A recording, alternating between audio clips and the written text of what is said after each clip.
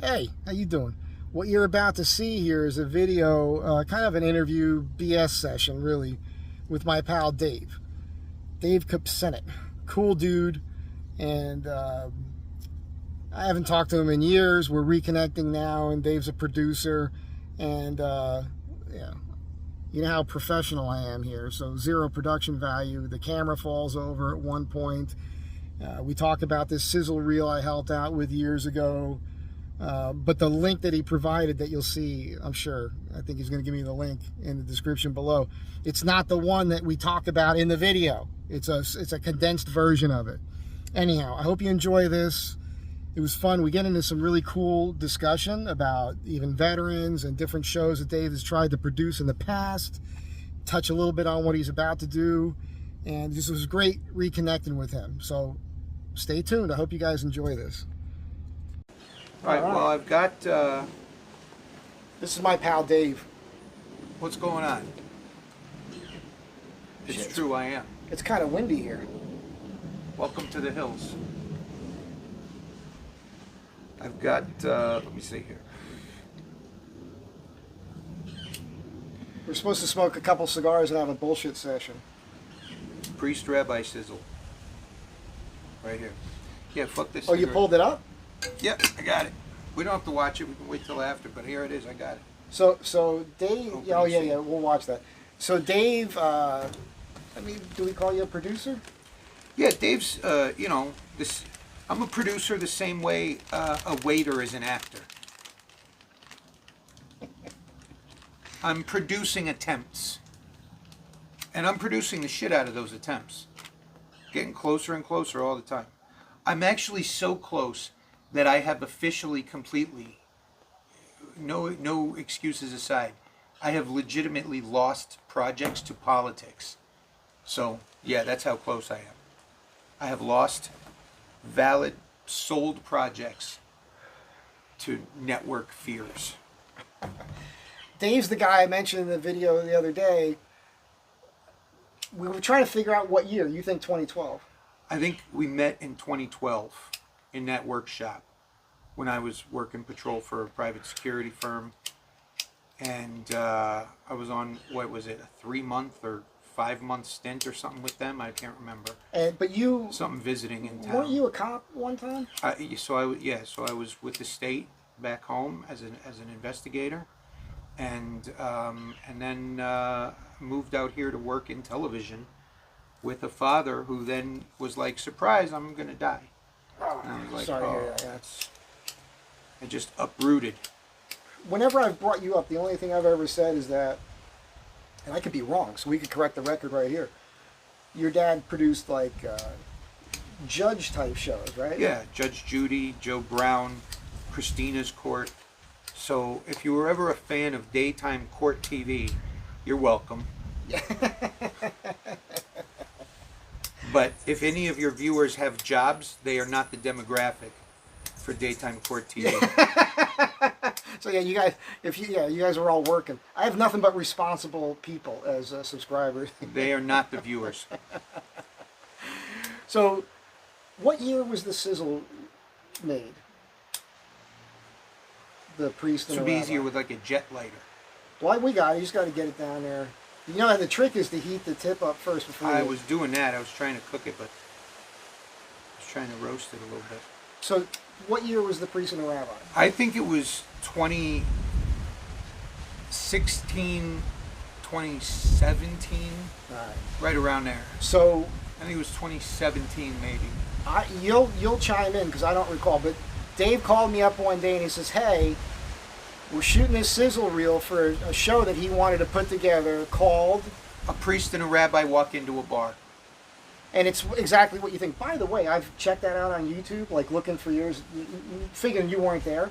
There are shows that do this already. Like, now they might have done it after you, I don't know, but there's actual priests, rabbis, they go out there, but it's more, it's not what he did. What he did was going to be friggin' awesome.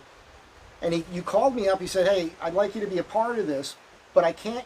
It was like you wanted me to be one of the guys that gets interviewed by the priest or something, and the rabbi. And so you're the talent. And I remember I had my old Dodge pickup, and I was having some issues with it, and I got on the 101 in Hollywood, and it was a parking lot. And it could have been, believe it or not, as crazy as this sounds, and this is nuts because it's a coincidence. You guys remember that crazy Russian chick that lived in my building? She jumped off the bridge onto the 101 freeway trying to kill herself. I think that was her who created that traffic that day. Fucking Russian broads are crazy, man. So, at any rate, I turned around because the truck wasn't running good, and I called him up, and you sent a driver for me to pick me up. Yeah, that's right. Who was that we sent? I don't remember. But I know that... Yeah, I sent somebody to come get you. And it was... What was the bar? It was called the Barrel on Van Nuys Boulevard. Here's something you may or may not know. Did you recognize that there's a lot of people from the porn industry in there?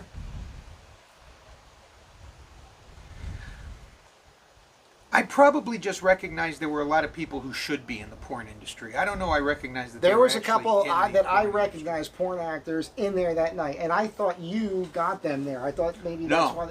So did people sign releases to be part of this, or what? No. So he had a real priest. Yep. A real rabbi. Yep. I was supposed to do my part. All I remember is this. I remembered...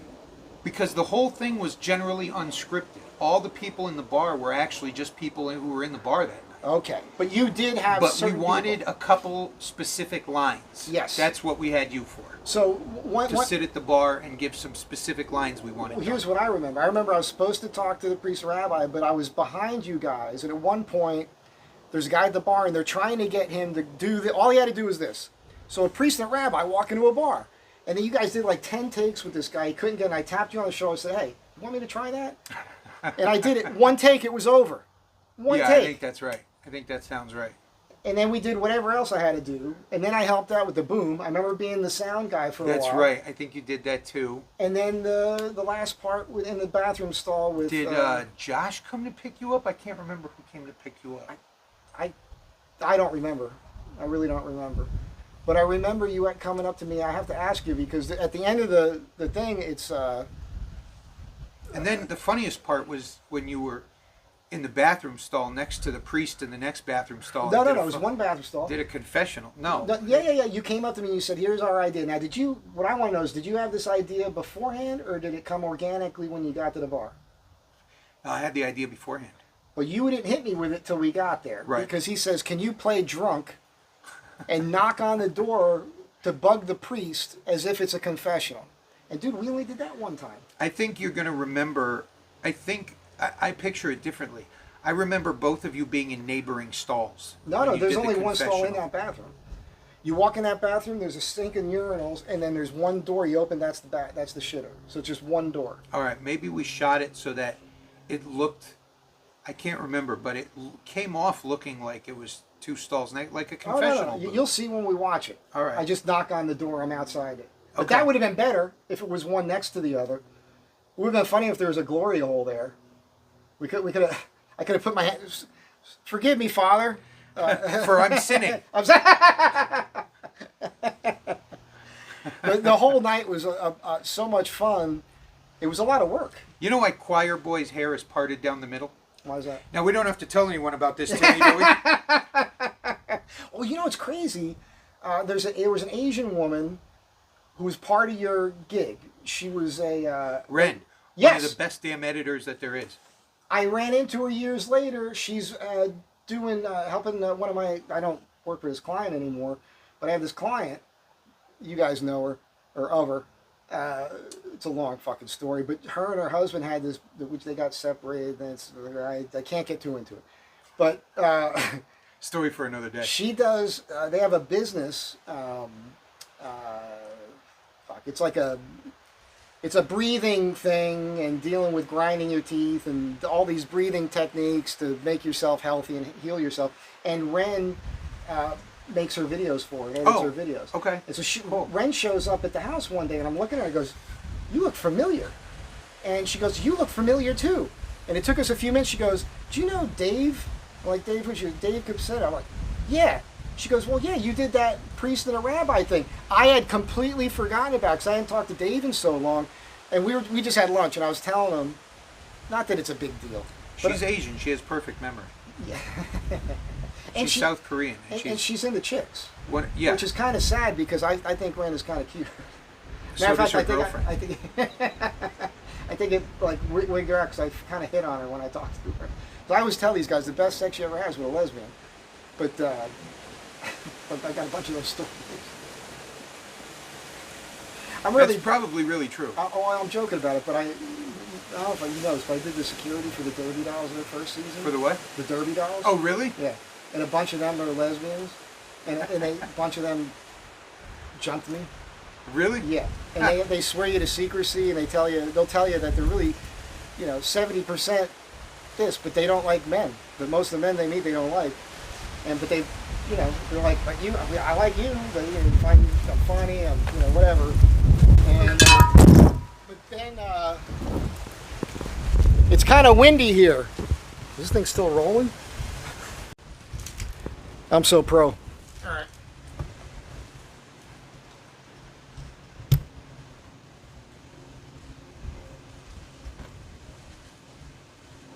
All right, we're going.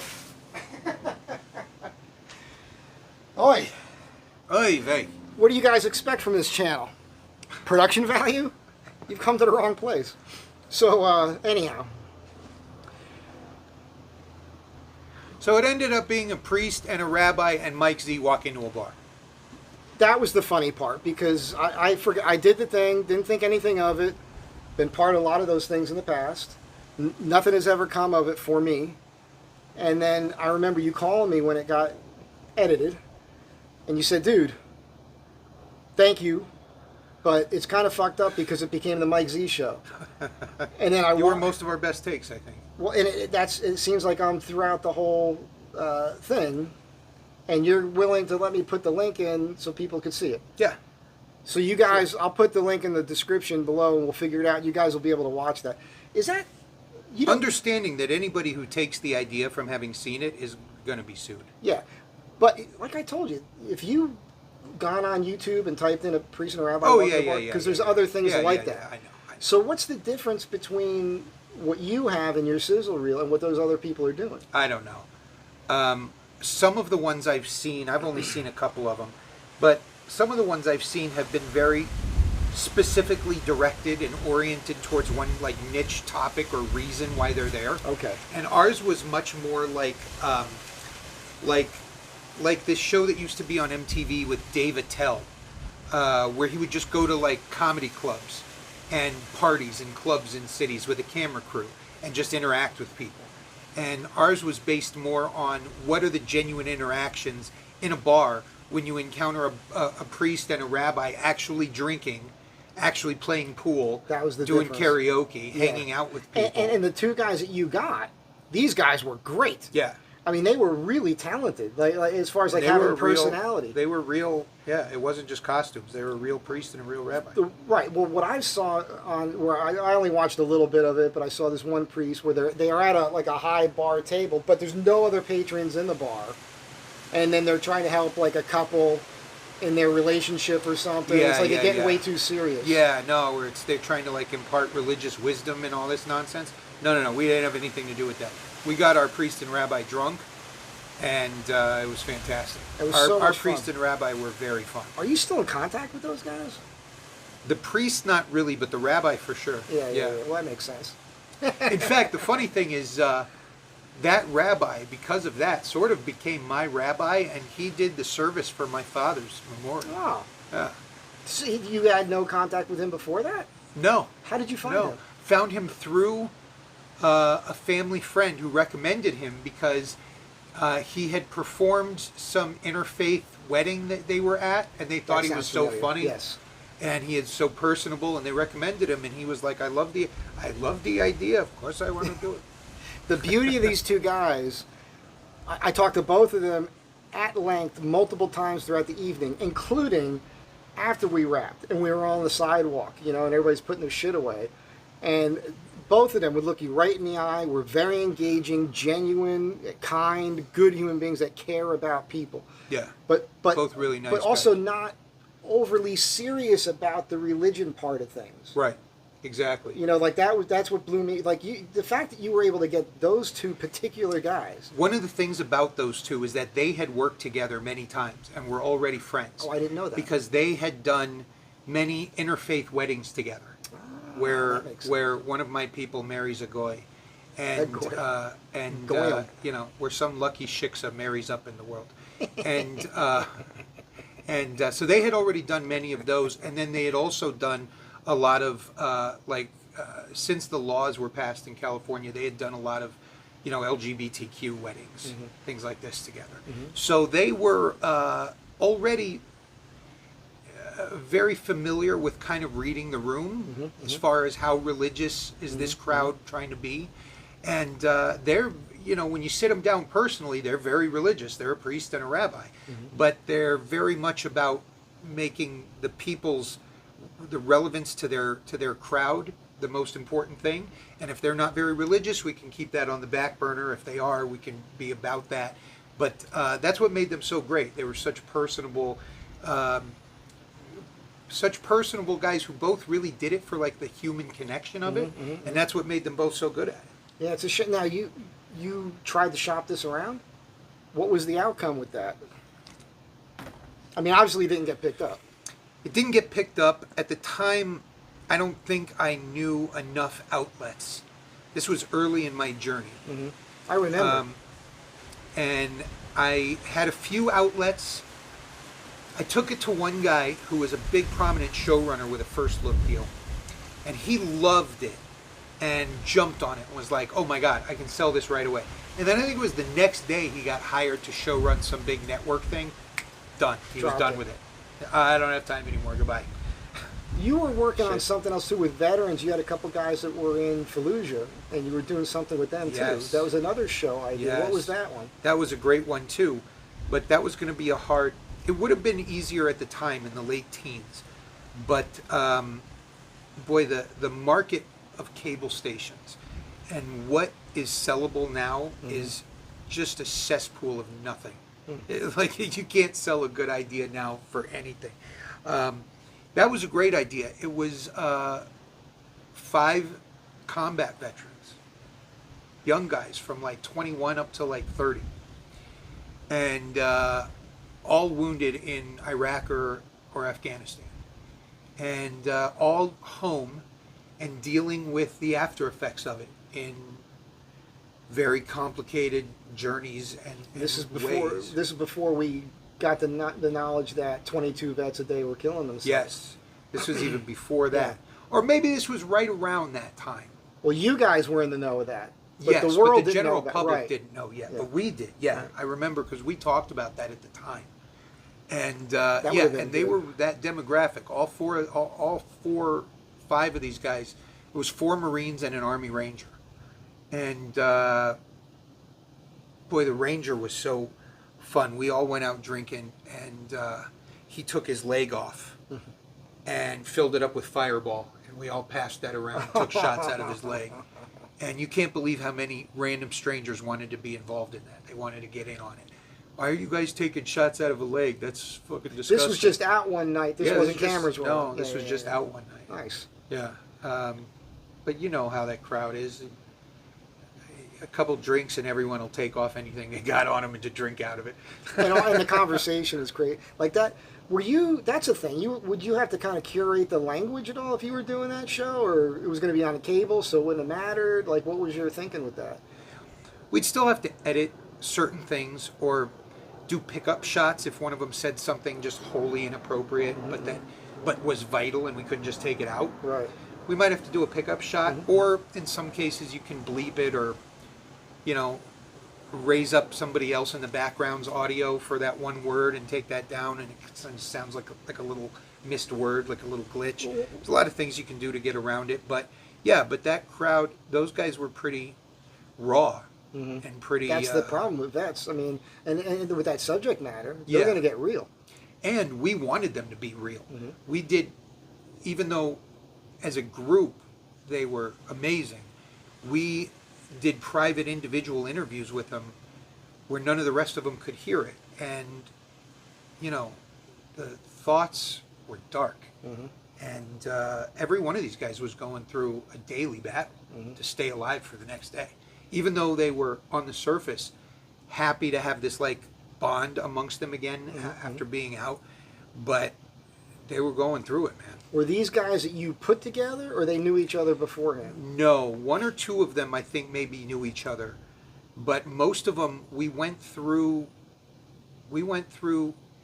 Actually, we had one guy who was our kind of first guy. His name was Clay, and Clay was one of the most amazing stories out of the Marines. Clay, in fact, he's been talked about on a lot of podcasts because his story was so crazy.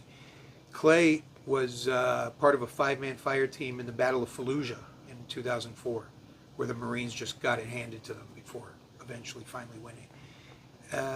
That was a fucking brutal battle for the Marines. So Clay was in a 5-man team, and they kicked open a door to some house, and he took 2 rounds, 2.762 rounds right to his jaw. And as he was going down, he tossed a frag into the room that was hit backwards and went off on his feet. Jesus. As he was dropped down. And survived all that. Yeah, he's fine. He's fine. Clay's fine. That's crazy. I want to say there was an investigation. I saw something recently. There was some investigation after Fallujah because of all the headshots, and they were trying. Somebody was trying to make it sound like the Marines were maybe guilty of war crimes. Oh, eat a bag of dicks. Yeah, but that's just how good they train you. It's those guys. There was a show. War crimes. All of Fallujah was a great big war crime. That was like the bloodiest, most violent shit. What was the thing that I think it was on the History Channel for? I don't even know if it made a whole season. It was made up of footage that was being shot by guys that were there. And I remember watching this thinking, this is not going to last on television, because I remember specifically, this is guys shooting on their phones, footage. Wearing like GoPros and shit? I don't know if they were wearing GoPros, because that time of the war, I guess that existed. I don't know what they filmed it on. Okay. But it was our guys? So our guys filming, combat, in combat, and they're shooting at these insurgents. They run off the road, and there's like all this tall grass, but there's like a gully, and it's like swampy. And this Marine gives his weapon to his buddy, pulls out his K-bar, and goes in after these guys with his K-bar, and comes back out all bloody. Fucking killed both with the K-bar. I'm like, how are you putting this on television? Like, I love it. I was eating it up with a spoon, but I'm thinking people are not going to want to watch this. I want to watch it. Yeah, it was crazy. There used to be more stations. Used to have the Military Channel and Vice, and a lot of stations that were edgier and more willing to take risks and show more real stuff. But it's everything is so watered down now. And in summer of 2020, after George Floyd, all the police shows came off TV. It's only in the last 2 or 3 years cops went back on, and Live PD went back on, and all these cop shows finally went back on. But and then with the political climate just being as on edge as it is in this country, every network is afraid of offending anybody on either side. So it's like, unless you've got another, bachelor style dating show or 2 more gay guys flipping properties, you can't sell anything unless you got the same shit over and over. On Netflix this last year, there was 2 shows on there that I was hyped about watching. I forget what it was called, but it was based on the book The Pink Marine. You guys remember that series about the gay guy in boot camp and everything, which was ridiculous. It was so stupid. If everything happened the way it's portrayed, I was at Paris Island. None of the shit you see in boot camp there ever happened. You can't do it. It's impossible. But then it's in line with everything going on. No, I get it. That's why it got made. I brought to a network for a crime recreation show one of the most decorated detectives out of one of the biggest police departments with some of the best stories to tell. And all they said was, yeah, he's interesting, but, do you have a black woman? Oh, right. You got to meet a with quota the same of stories? bullshit. Do you have a Hispanic transgender? Do you have this? Do you have that? No. My talent pool to select from is the people actually doing the job. I can't just go... Isn't it crazy how, you'll get somebody like John Leguizamo, who he could suck my dick. I hate this fucking guy now. but they come out and they're making it sound like you can't take a role unless you're actually that person, like of that race. Or actors used to be able to act. You used to. I used to think John Leguizamo was great when he was younger. When he was young, he was funny. He was great, yeah, but he's gone woke. He went woke to that side, and I don't see how that's something that's going to help his career. I don't think that that's a positive thing. Now, let me get back to Netflix. Depends who his demographic is. Everyone. If they want to come out with a stance, then they have to. Pick. They have to pick who they care about offending and who they. Do you also think? You guys might know I've brought it up here before. When I got out here, studying acting, and I was going to these parties and meeting all these people, and there was weird shit going on at these parties that made me uncomfortable, especially if there was kids there. I never understood why there was little kids at these parties, so I would leave early. Now, what I'm curious about is with all the stuff that's going on. Kids are there for stupid, of course. Well, that's what I was like. Haven't we all just learned enough of that recently? Now we know. The kids were there for stupid. Now we know, but in the 90s. And if you got hungry. Yeah, see, I didn't know. But what I'm wondering is somebody like Leguizamo and some of these other people that take such that hard side to things, do you think it's because I looked at it like it was a cult. It's a cult. People would come up and talk to me about things that would make me feel uneasy, and I felt like they were testing the waters of where I sat. And if I wanted to be part of their club and participate in that, I could have maybe gone into it. But because I was uncomfortable with it and walked away, I wasn't. And do you think that these people are, some of them, it's like selling your soul. It's like, I explain like the invasion of the body snatchers.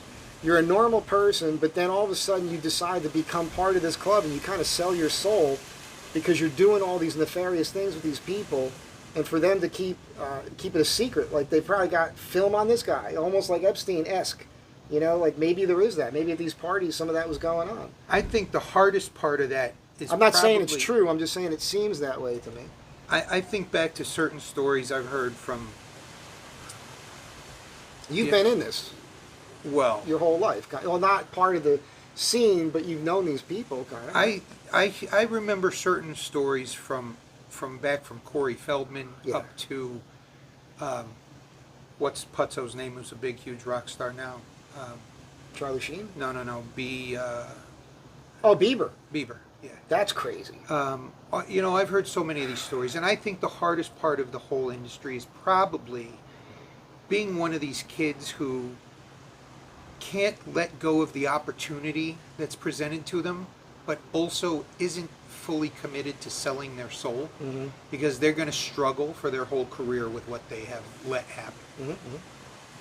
I think the people who are happiest until it ends, and everything ends or else it wouldn't end, everything ends badly or else it wouldn't end, the people who really sold their souls probably have a fucking great time and just milk it up and enjoy every second of their devious until it comes out, right? Life. Until it all comes down crashing. And then they gotta say, I'm leaving the country because who the president is. But the truth is, they're more scared about what's going to come out about them. That's what I think is going on in some of them. Well, I think anybody involved who's really sold their soul into it is going to have a lot of reckoning to do at some point soon. Now, do you think, are you pivoting? I also think, let me also point something else out. I've always said this from the very beginning, and we're starting to see it come out now. I've always said since the very beginning that when all these files are released, you have to be careful going through and assigning the blame to the people there's evidence to blame, because of all the pedophilia and crazy nasty shit, he was probably also friends and contacts with many people who were doing like legitimate business deals we know with that. him, who had nothing to do with any of that. Right. Didn't even know that was going on. A lot of people flew on his plane had nothing to do with that. There's stuff. probably many people mentioned in those files who had nothing to do with any of it. And also, apparently, a lot of the stuff that's being said, there's actually no proof of it. The eating the kids and everything else. Although, I've talked about that shit long before this. There's all those conspiracy theories, but where there's smoke, there's fire. Now, but let me. Oh, you want to stand? All there ever is evidence until a jury decides if it's proof or not. Yeah. Now, I thought of something. You wouldn't have necessarily been involved in any of the stuff, especially with who your dad did, because that was all legal stuff anyhow. So he had that, you know what I mean? Like he's actually dealing with judges and whatnot. Those were real people. Yeah, my dad was in like daytime Yeah. network TV. Yeah, He wasn't yeah. in, you know, movies and Yeah, like that. totally different world. It was a completely different thing. Because you're dealing with real people too, Yeah, and real stuff that happened. yeah. Not He was fake doing nonsense. court TV in the '80s, so I Yeah. assume it was like lunchtime blow at the worst. Yeah. Was like, you know, because that's the '80s. Yeah, I just thought of something. I mentioned him here before, but being daytime, especially 80s, I'm just going to tell this. Maybe it'll stir something up in you. I was friends with a guy. His name was Kevin McMahon. He moved into the building next door. He was in his early 30s. He was a drunk, hardcore drunk. He had been a producer for Howard Stern when Howard Stern had a TV show on WR and back east. And then he went off to Geraldo Rivera. Okay. And so all the Geraldo Rivera stuff, all the fighting on television, remember Morton Downey Jr., Of course. Shock Jock TV. Yeah. So he was drinking, and he was promising me all this stuff. He liked me. He wanted me to do a job out in the Philippines. He bought an island. He wanted me to go out there and oversee a project. And I told him, I was like, dude, you're a drunk. Like, I can't believe anything you tell me. And he would get defensive about it and say, well, Richard Burton was a drunk. He'd rattle off all these famous people. Well, since you mentioned that, okay. Yeah, right. But he eventually he drank himself to death, cirrhosis of the liver. And he said to me at one point that he felt personally responsible for the downfall of American television because a lot of the stuff that got produced were his ideas. He hired me to build all this custom shelving for his books. And the subject matter on these books were scary. Witchcraft stuff, all kinds of dark stuff, because he had to learn Nazi stuff. He had to learn and read all this information to be a better producer, to get the guests on and know how to talk to them. And he put himself in this dark place. And, you know, towards the end, I felt real bad about it because I was cutting him off, saying no to hanging out. And then the next thing you know, his girlfriend calls me. She's like, he just died. And I still feel guilty about it to this day. You know, because I do think you can help people. I've told you guys this before. I have a few stories where I've actually helped people. I didn't know it at the time. They've told me after the fact. They said, Mike, one woman just popped into my head. She was being real cunty on social media and whatnot. Real mean. And I Like a called her. Karen-y snatch? Oh, my God. Everything was nasty. And I called her one day, and she was giving me a bunch of shit, and I was trying to give her, like, hey, out, like, take it easy, take a breath. Nothing lasts forever. Like a positive kind of thing. She didn't want to hear it. She called me back 2 weeks later, and she said that she was going to kill herself that day that I called her, and I kept her from doing it. Oh, wow. So That's fate. Yes. My point is, don't think you can't help. You can always help. Just listening to somebody. And don't let them get away with their bullshit when they're being so negative. Listen to it and then try to remind them of the good person that you know them to be and try to talk them out of it. It can't hurt to try. Now, let's get away from the dark stuff. Boy, I'm the wrong person to call and try. Because I'm the first person that'd be like, man, that shit sucks. Maybe maybe it's not a bad idea. I don't know. You could do it over here in the yard. We won't tell anybody. Exactly. I'll get rid of your body for you. How do you want to go? You want to be bad? I'm just saying, you think about it. I know. So are you, because of what happened with like that one show where it was too intense with those guys, with the stuff that you're producing now, have you pivoted to, you know, more, you know what I'm saying, stuff that's more sellable, basically? What's the point if you can't sell it, right? You got to be able to make money. That's exactly right. I think at one time, with so much law enforcement and investigation type programming that I was focusing on, Yeah, that's right. and That was your seeing focus. so much of it get so close, but then not go for some reason. Not only did I kind of open the door to expanding the type of concepts I wanted to put out, but at the same time, a couple of random contacts just came together kind of fatefully and presented different styles, different genres of concept for me at the same time that I was kind of ready to look for something.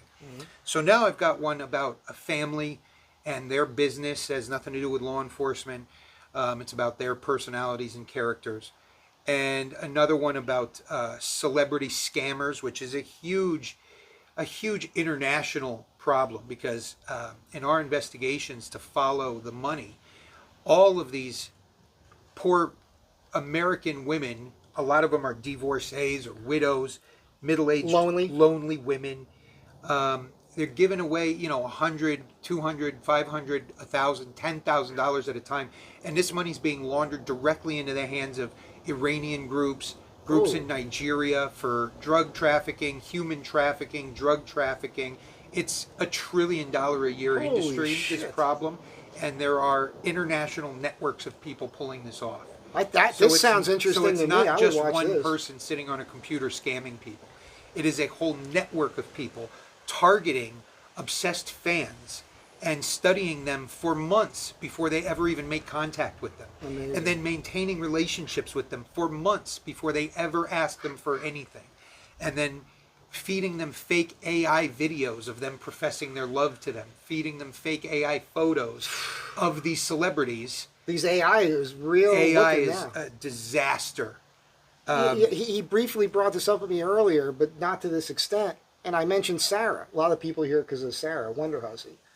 Dave knows who she is. And I mentioned to him how... Looking forward to meeting her. She looks hilarious. I hope I can introduce you to her because you guys might know.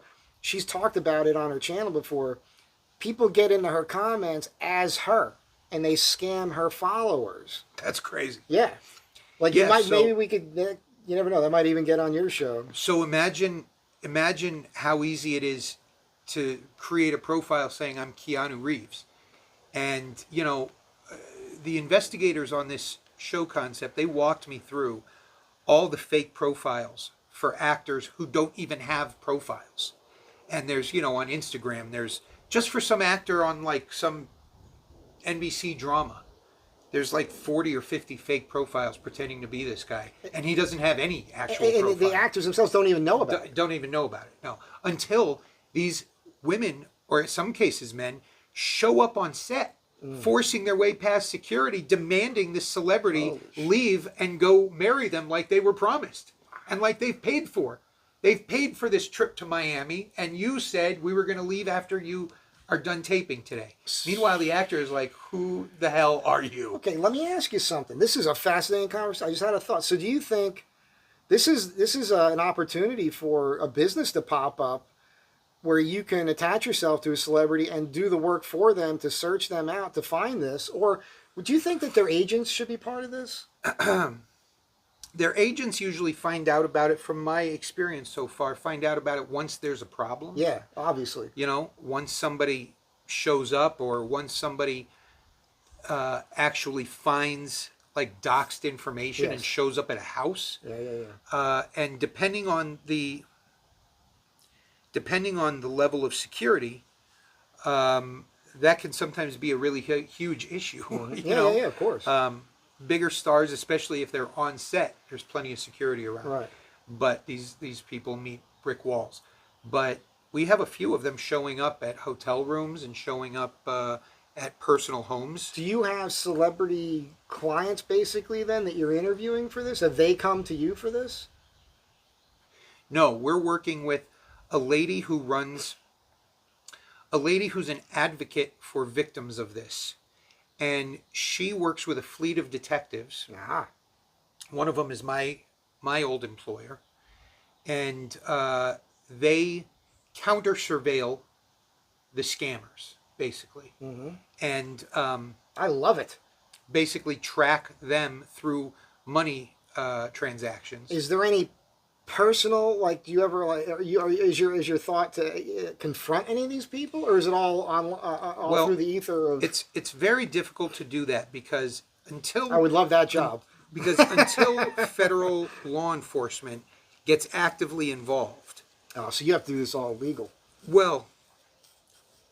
Because I'm thinking about it from the entertainment purpose, because, it's going to be, this is a show you're trying to produce. Well, unfortunately, even for entertainment purposes, you can't do something that's going to end up in all of that footage you just created being subpoenaed as evidence. And you can't put it out there. You can't do that if it's an active investigation. So how do you make a show out of this then? Well, you have to... I hope you guys are interested in this. I'm fascinated by it because this is real. It's happening. If nobody's charged with anything, then you can use anything.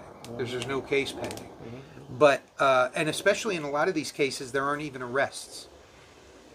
What we might be able to do is see somebody like go to an ATM and do a transfer or something like that. But that's about as far as it goes until you get federal law enforcement to care enough to start issuing warrants, and start taking rings like this down, like as RICO charges, because you go after everyone individually and no one person has done anything all that terrible.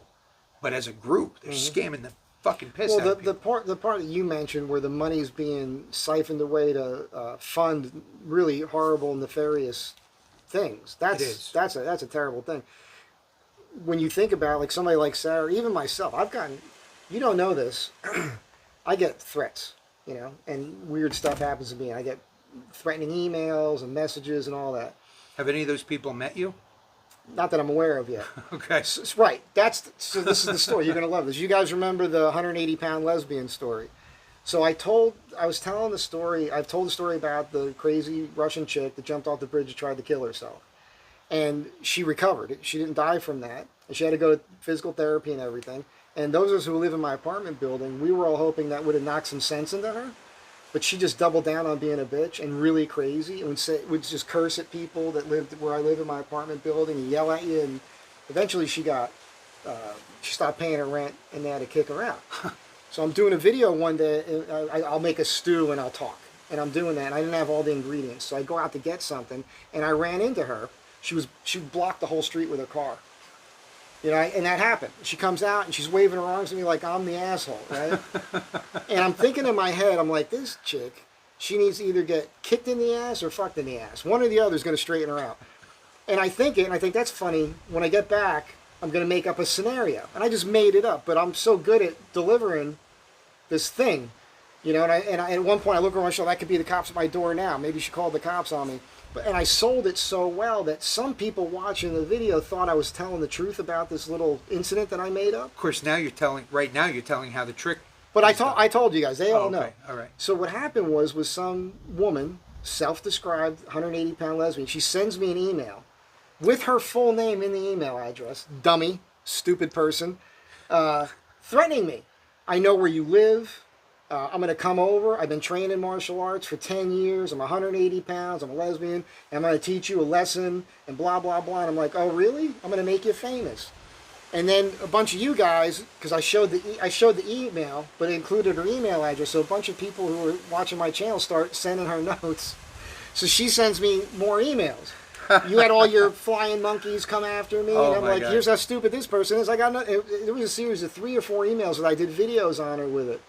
But the thing is that if you put yourself out there, whether you're a legitimate actor and you're working a show, or just me on this silly thing talking to myself, or what Sarah does, when you put yourself out there, you don't know the kinds of people that are going to show up in your life that can be wacko.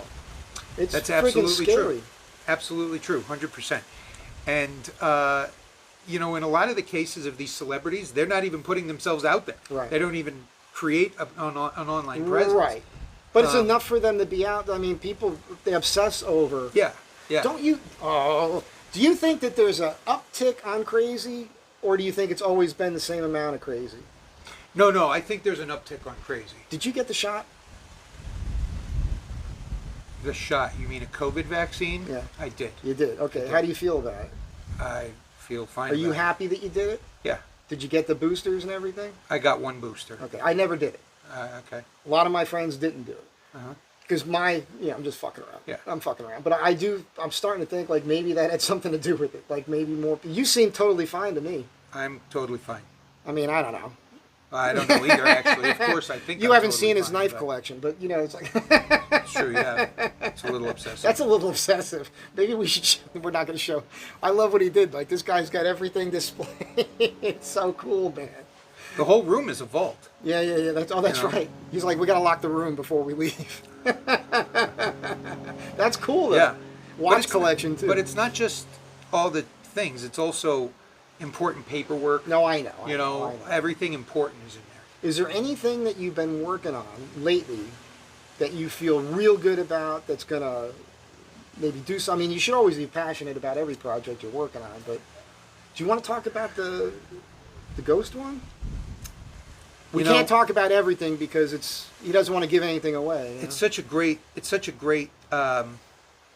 That's going to be such great entertainment.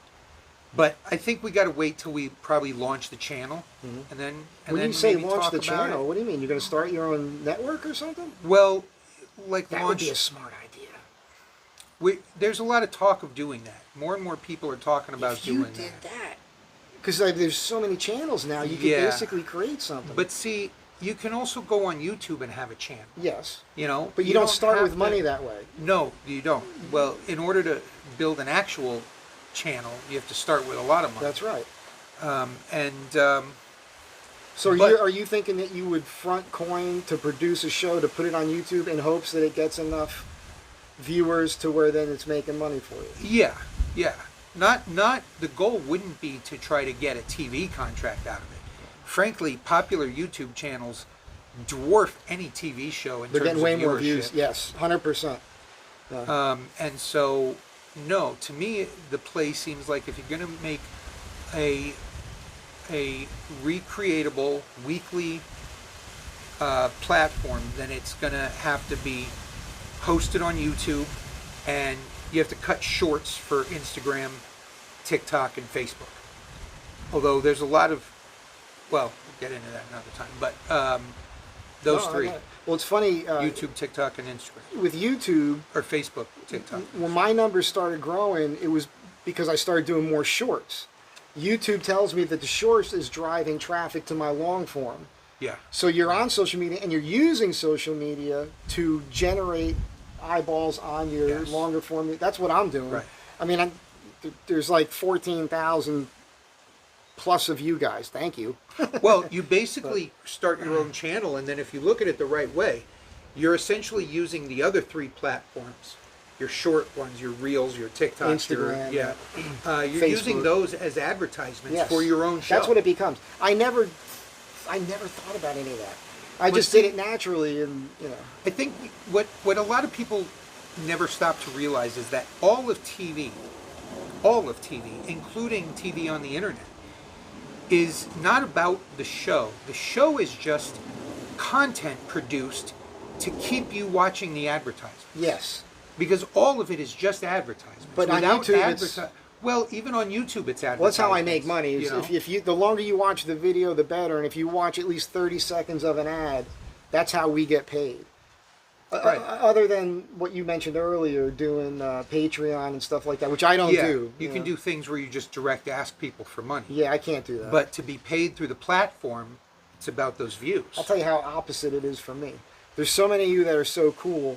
I've got patrons to the channel that will send me a couple $100 once in a while. That's the coolest shit ever. Or mail me cool stuff, and I keep saying, "What do I owe you? Like, I want to do something for you." I have a couple of these cutting boards I'm gonna knock out this week. One of them I was, remember those cutting boards. yeah. Well, those were you saw the really big ones with the Yeah. handles in them. Those Yeah. were expensive. Yeah. So I make a smaller one that's more affordable for people. But I haven't done them in a long time because they take a lot of work. It's not worth it to me to make them to try to sell honestly because it's just weeks and weeks out of my time. But I have this couple, and they're so sweet, Patrick and Robin. And my plan was to send them a cutting board. And so I did a video talking about it. What happens? I get a note. We want to buy one of your cutting boards. No, I'm sending you one. No, we're buying it from you. It's like, guys, let me do something for you. But to them, making the videos is enough for them. Yeah. And that's, I love you guys That's so all much. a lot of people want is your entertainment. Yeah, your but company, it's you know? awesome. But I get it. But I also I don't have that ego thing. Like I'm here because everyone, like I want to, what I mean? Just stay grounded. Well, that's why I am. Remember to be thankful Well, for all those people. And I am, and I'm very grateful. I do videos sometimes where I'm just overly introspective because I'm like, what? I'll talk to people, perfect strangers, because they've been real kind to me. This guy reached out to me. He wanted a watch band. So I made him a watch band. And then I looked at his Instagram. I was very impressed by this guy. He's an attorney. He's newly married. And he's an outdoorsman. Hunter, fisherman, everything. He's in South Dakota.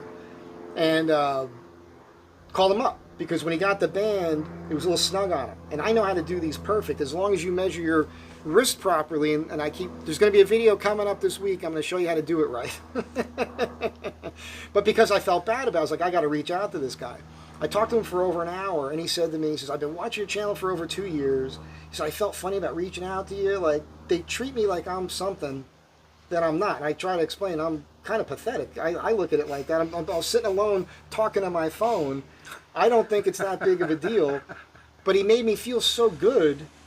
And I just started thinking, I have to remind these guys that I'm thankful to them for watching in the first place, because I'm just getting on here talking about whatever pops into my brain, or maybe it's current events I'm seeing, or it's a funny story. Dude. It really is sort of like the Truman Show, isn't it? It really is a little bit become a personal vlog. Like all these people sitting behind a mirror, and you have no idea they're there, and you're just talking to the mirror. At least I know they're there. At least you know they're there. Because you don't want to just be popping in my life. It would be X-rated. I spend half my time naked on the sofa, you know. I told my neighbors, if you get a funny smell and you got to come to the apartment to find me, put my pants on and erase the history on my computer. Brian, browser history, delete it. I'm kidding. Not really. So look, we'll end this here. We don't want to keep going on and on and on, but this guy's awesome. I'll put the link to the rabbi and a priest walk into the bar. Yeah. And you guys will find. I'm so excited. I haven't seen that. It's been what? Almost 10. It's been 9 years. Almost a decade since we shot. Almost. And I think I only ever saw it when you first did it. Then a couple years went by and I asked you for a link and you gave it to me then. And I watched it then. But it's probably been 6, 7 years, 8 years since I've seen it. So that's probably true. I'm excited about it. You know. That's probably true. And then it's probably been that long since I've seen it. I had to go back and when you asked me for it, I had to go back and get in touch with Ren, actually. Oh, that's crazy. And tell her, please dig through your files from 2017 and find Priest and Rabbi because... she's the one that had it? Yeah. Oh, shit. I didn't realize that. No, you know what? I think actually Roger may have had it. But Ren, I ended up... I think Ren had this copy, the copy I have, because she ended up finishing some of Roger's iffiness on it. She, again, we mentioned this earlier in the video. She was showing up at my client's house. We had the epiphany of how we knew each other. And then, again, just like what you guys do, she was so over the top about me to my client. Oh, yeah. And she's like, you have no idea how talented this guy is. He showed up to do this. Then he's like in the whole, we put the thing together. He's like in every shot of the thing. Like he's helping with the boom. He helped out with this. He's doing one take this. And my client's like, well, why aren't you acting and whatnot? And I'm like, well, you kind of know me. Yeah. I'm not equipped with a governor. I wasn't born with a governor. Do you remember Roger, the guy who actually I can't directed remember that any of their night? names. You don't remember Roger? But now you say that, if I start thinking about it, it'll start coming back to me. But at this point, I don't. Boy, the guy who directed that night... I know he was cool. Started a really, really cool website called Inboxo, where it's like... What's his last name? Roth. Roger Roth. Roth. You guys should find him on Instagram or Facebook. I'll look him up. He started a cool website called Inboxo, and it's for film and content creators. Is that with an E or an I? IMBOXO. Inboxo. And it's basically your own private box office where people upload their own content and films. And I can't explain you exactly how it works, but it's like a content creator's sharing platform, and everybody gets paid a little bit for every view off of everything, and you can like set your own pricing, and then it like builds in its marketing to attract viewers and watchers. Yeah. Well, I've been getting an email about this. Inboxo? I don't remember Inboxo, but and maybe it's more than one person, but I've been getting these emails exactly what you're telling me, because it's like a couple paragraphs are like, hey, we saw your content, we think we can help you develop this, that, and the other thing, but I've been apprehensive about it. I just delete them because I don't know. To me, I always think it's going to be some sort of scam, Yeah, probably a lot of them are, but you also might be getting emails from Roger. That could, now that I know his name. Maybe. Well, he might, if he remembers doing the show, he'd probably remember me if he reviewed it. Yeah, I'm sure he would. Yeah, well, whatever. I'm sure he would. He'd say, oh, the guy who did the confessional? I'd say yes. It's so funny. I remember having, my hair was longer. Like I look a little, did I have the beard at that time? It was very funny when you were admitting sins to a priest through the bathroom stall. That was very funny. The crazy thing that I recall of it was they sprung that on me. I didn't go there knowing I was going to do that. But he sure had sins ready to go. Well, I don't remember revealing any sins. It was just a bit of like, you said to me, can you play drunk? I want you to go in there and act like, and right away I got what you were going for, and we did it in one take. That's what I remember. Yeah, I think I don't that remember how the sounds whole right. thing went, but we did it in one take. My favorite part was the one take at the bar. When that guy you brought that guy in to do it, he couldn't do it, and I just nailed it, and it was over. And I then gotta I watch know it that again made it in the, because we'll I watch can't it. remember now. Before we leave, you and I will watch it. Okay. This we'll do. Well, we should get going on Yeah, that. yeah. We're going to watch that. I hope you guys enjoyed this and meeting Dave. And pester Dave to like put me on some show, like host some show or something. You guys can make that happen. No. Threaten to come to his house. Don't He's gonna then you're going to be on his other show. I'm going to immediately take that as anti-Semitism. I'll catch you guys in the next one. Remember, I'm so pro. Look, the phone's spinning on the look, the phone's moving. Look. Oh, that's awesome. Say bye. See you later. Bye. I hope you guys enjoyed that. I'm just leaving Dave's house now. I got a piece of furniture, Pedro Freiberg, hand seat. Pretty old. I'm going to repair it for Dave, but I just want to remind you, in the description below, in the box, there's a link to one of the sizzle reels. It's a shorter version of the original one I saw, and Dave was just telling me he thinks there's a few other cuts of that sizzle reel, and he's going to try to get those to me as well. So we'll see how that goes. He was just telling me, he's like, I'd like to get you on this other thing I'm working on. So you never know. You never know. Life is strange, and I love it. So have a good day. Be kind to one another. I'll catch you in the next one.